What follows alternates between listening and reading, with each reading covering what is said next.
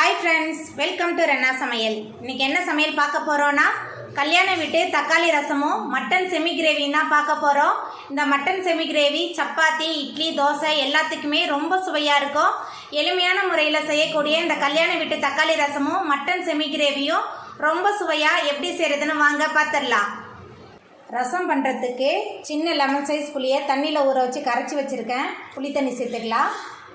அதுக்கப்புறம் ரசத்துக்கு தேவையான அளவுக்கு தண்ணி சேர்த்துக்கலாம். 2 தக்காளி பழம் நல்ல பழுத்த தக்காளியாக எடுத்துக்கோங்க. தக்காளி சேர்த்துட்டு நல்லா பிசைஞ்சு விட்டுடலாம். கையாலேயே நல்லா பிசைஞ்சு விடும்போது நல்ல சுவையாக இருக்கும் ரசம். தக்காளி சேர்த்துட்டு நல்லா பிசைஞ்சு விட்டாச்சு. இப்போ இதில் மஞ்சத்தூள் சேர்த்துக்கலாம்,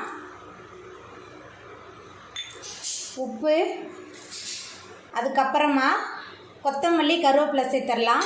சேர்த்துட்டு கையாலேயே எல்லாம் சேர்த்து நல்லா கலந்து விட்டுடலாம். எல்லாத்தையும் சேர்த்துட்டு நல்லா கலந்து விட்டாச்சு. இப்போ ரசத்தை தாளிச்சிடலாம். ரசம் தாளிக்கிறதுக்கு எண்ணெய் சேர்த்துடலாம். கொஞ்சமாக தான் எண்ணெய் சேர்க்குறேன்.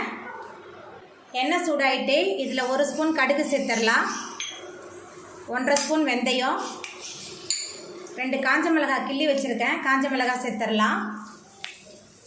கடுகு வெந்தயம் காஞ்ச மிளகாய் 3மே நல்லா புரிஞ்சு வந்துருச்சு. இப்போ இதில் கொஞ்சமாக பெருங்காயத்தூள் சேர்த்துக்கலாம். அதுக்கப்புறமா நம்ம இடித்து வச்ச மிளகு சீரகம் பூண்டு சேர்த்துடலாம். சேர்த்துட்டு கொஞ்சம் நேரத்துக்கு நல்லா வதக்கிடலாம்.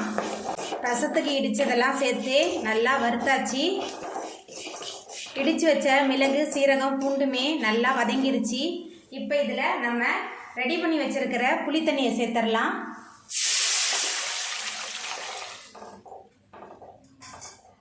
ரசத்துக்கு தேவையானதை ஊற்றியாச்சு.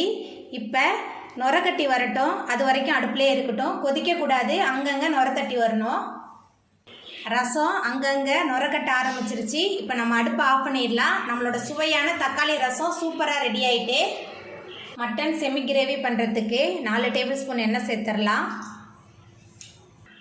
எண்ணெய் சூடாயிட்டு பட்டை கிராம்பு ஏலக்காய் கல்பாசி சேர்த்துடலாம்.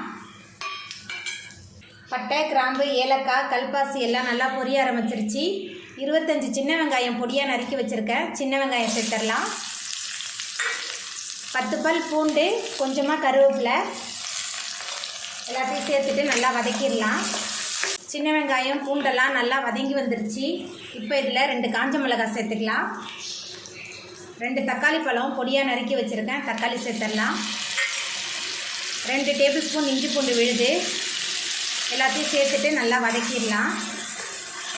வெங்காயம் தக்காளிலாம் நல்லா வதங்கி இஞ்சி பூண்டோட பச்சை வாசனையெல்லாம் போயிடுச்சு.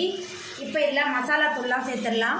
குழம்பு மிளகாய் தூள் 4 டேபிள் ஸ்பூன், மஞ்சத்தூள், கரம் மசாலா 3 டேபிள் ஸ்பூன் சேர்க்குறேன். இது கொஞ்சம் காரசாரமாக இருக்கும். அதுக்கப்புறமா உப்பு சேர்த்துடலாம். சேர்த்துட்டு 1 நிமிஷத்துக்கு நல்லா வதக்கிடலாம். மசாலா தூள் சேர்த்துட்டு நல்லா வதக்கியாச்சு. இப்போ இதில் நம்ம சுத்தம் பண்ணி வச்சுருக்கிற மட்டன் சேர்த்துடலாம். மட்டன் சேர்த்துட்டு நல்லா கலந்து விட்டுடலாம். மசாலா மட்டன் எல்லாமே கலந்து நல்லா வதங்கி வரணும். நல்லா வதக்கிடலாம். மசாலா தூள் மட்டன் 2மே சேர்ந்து நல்லா கலந்து வதங்கிருச்சு. இப்போ இதில் மட்டன் வேகிறதுக்கு தேவையான அளவுக்கு தண்ணி சேர்த்துடலாம். தண்ணி சேர்த்துட்டு நல்லா கலந்து விட்டுடலாம். தண்ணி சேர்த்துட்டு நல்லா கலந்து விட்டாச்சு. இப்போ ஒரு மூடி போட்டு வேக வச்சிடலாம். மட்டன் நல்லா வெந்து வரட்டும்.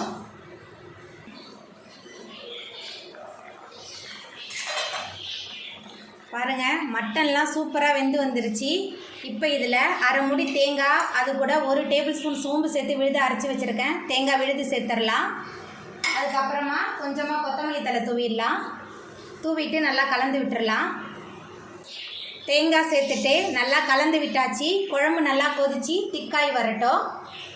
குழம்பு நல்லா கொதிச்சு சூப்பராக ரெடி ஆகிட்டு பாருங்கள். நம்மளோட மட்டன் செமி கிரேவி ரொம்ப அட்டகாசமாக ரெடி ஆகிட்டு.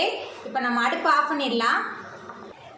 அவ்வளோதாங்க, ரொம்ப சுவையான கல்யாண வீட்டு தக்காளி ரசமும் மட்டன் செமி கிரேவியும் ரொம்ப சூப்பராக ரெடி ஆகிட்டு. நீங்களும் உங்கள் வீட்டிலே இந்த சுவையான தக்காளி ரசம் மட்டன் செமி கிரேவியை செஞ்சு பாருங்கள். இந்த வீடியோ உங்களுக்கு பிடிச்சிருந்தா லைக் பண்ணுங்கள், ஷேர் பண்ணுங்கள், கமெண்ட் பண்ணுங்கள், சப்ஸ்கிரைப் பண்ணுங்கள். அப்படியே பக்கத்தில் உள்ள பெல் பட்டனையும் கிளிக் பண்ணிடுங்க. நன்றி.